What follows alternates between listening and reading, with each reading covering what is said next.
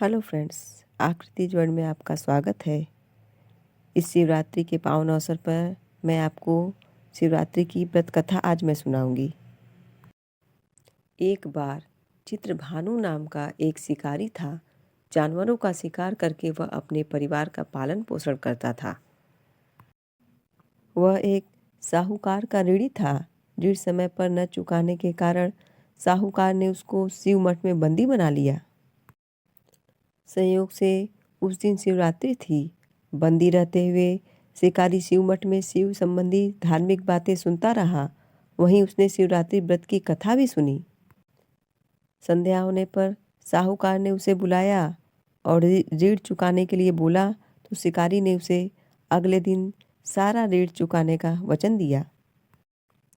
साहूकार ने उसकी बात मान ली और उसे छोड़ दिया। शिकारी जंगल में शिकार के लिए निकला, लेकिन दिन भर बंदी गृह में रहने के कारण भूख प्यास से व्याकुल था। सूर्यास्त होने पर एक जलाशय के निकट गया और थोड़ा सा पीने के लिए जल लेकर पेड़ पर चढ़ गया, क्योंकि उसे पूरी उम्मीद थी कि कोई न कोई जानवर अपनी प्यास बुझाने नदी के किनारे आएगा। वह पेड़ बेल पत्र का था और उसी पेड़ के नीचे शिवलिंग भी था, जो सूखे बेल पत्रों से ढका होने के कारणवश दिखाई नहीं दे रहा था। शिकारी को उसका पता न चला।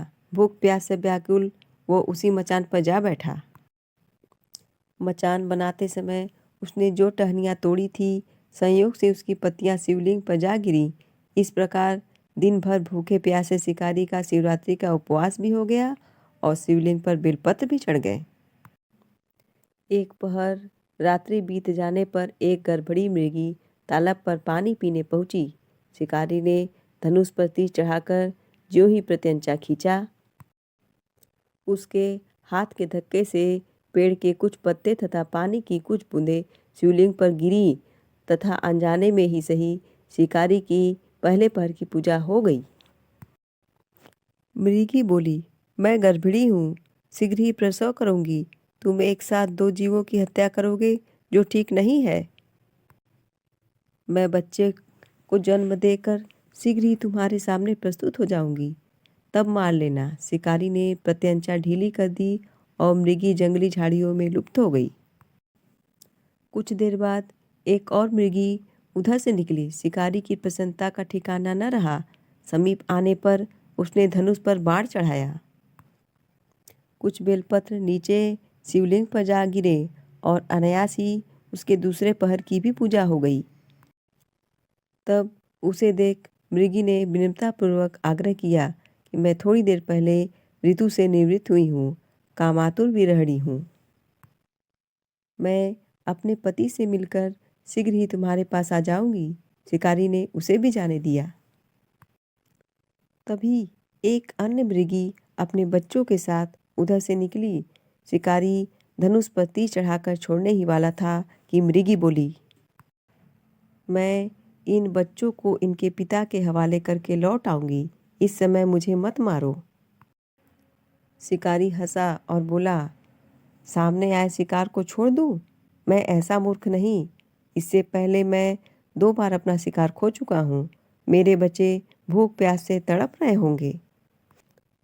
उत्तर में मृगी ने कहा, जैसे तुम्हें अपने बच्चों की ममता सता रही है, ठीक वैसे ही मुझे इनकी फिक्र है।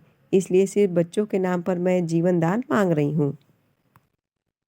मेरा विश्वास करो, मैं इन्हें इनके पिता के पास छोड़कर तुरंत वापस आऊंगी। मृगी का दिन स्वर सुनकर शिकारी को उस पर दया आ गई और वह मृगी को भी जाने दिया। शिकार के अभाव में बेल वृक्ष पर बैठा शिकारी बेल पत्र तोड़ तोड़ कर नीचे फेंकता रहा। इस प्रकार उसके तीसरे प्रहर की भी पूजा स्वतः ही संपन्न हो गई। थोड़ा और समय हुआ तो एक मृग उसी रास्ते पर आया। शिकारी ने सोच लिया, इसका शिकार तो अवश्य करेगा। शिकारी की तनी हुई धनुष बाण देखकर मृग ने कहा, भाई, यदि तुमने मुझसे पूर्व आने वाली 3 मृगियों तथा छोटे छोटे बच्चों को मार डाला है, तो मुझे भी मारने में विलंब ना करो, ताकि मुझे उनके वियोग में एक क्षण भी दुख ना सहना पड़े। मैं उन मृगियों का पति हूँ। यदि तुमने उन्हें जीवन दान दिया है तो मुझे भी कुछ क्षण का जीवन दान देने की कृपा करो। मैं उनसे मिलकर तुम्हारे समक्ष उपस्थित हो जाऊंगा। मृग की बात सुनकर शिकारी ने सारी कथा मृग को सुना दी। तब मृग ने कहा, जिस प्रकार मेरी तीनों पत्नियां प्रतिज्ञाबद्ध होकर गई हैं, वे मेरी मृत्यु से अपने धर्म का पालन नहीं कर पाएंगी। अतः जैसे तुमने उन्हें विश्वास पात्र मानकर छोड़ा है, वैसे ही मुझे भी जाने दो। मैं उन सब के साथ तुम्हारे सामने शीघ्र ही उपस्थित होता हूँ।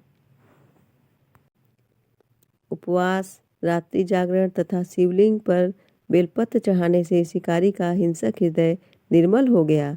उसमें भगवत शक्ति का वास हो गया था। उसके हाथ से धनुष तथा बाण छूट गया और उसने मृग को जाने दिया। थोड़ी ही देर बाद वह मृग सपरिवार शिकारी के सामने उपस्थित हो गया।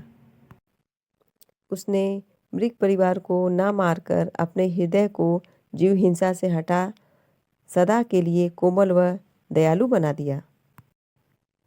देवलोक से समस्त देवी देवता भी इस हृदय विदारक घटना को देख रहे थे।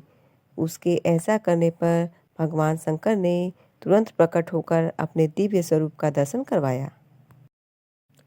उसे सुख समृद्धि का वरदान देकर उसे गुह नाम प्रदान किया। यह वही गुह था जिसके साथ भगवान राम ने मित्रता की थी। इस प्रकार महाशिवरात्रि पौराणिक व्रत पूजन कथा समाप्त हुई। ओम नमः पार्वती पतये हर हर महादेव। वीडियो को लाइक, शेयर एंड चैनल को सब्सक्राइब करना न भूलें। Thank you.